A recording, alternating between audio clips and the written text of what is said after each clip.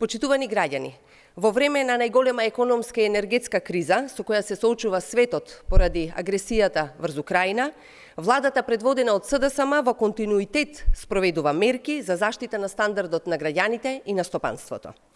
Донесовме 26 антикризни мерки вредни 400 милиони евра за заштита на граѓаните и стопанството во време на криза.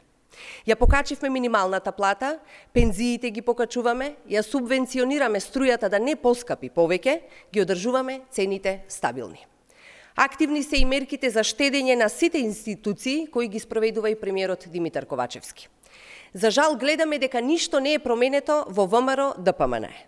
Градоначалниците од редовите на ВМРО ДПМНЕ парите на граѓаните во време на криза ги трошат на партиски вработувања и непродуктивни трошоци.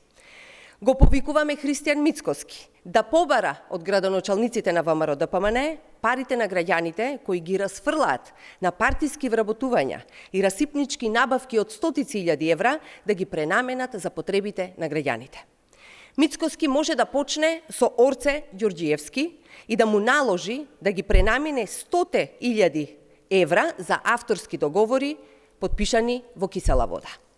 Даниела Арсовска да пренамени 670.000 евра наменети за партиски вработувања, Тимчо Муцунски 38.000 евра од набавката за компјутери, а ако веќе не се изедени чоколадите и бомбоните, Александар Стојковски да ги врати оние 6.000 евра во општинскиот буџет.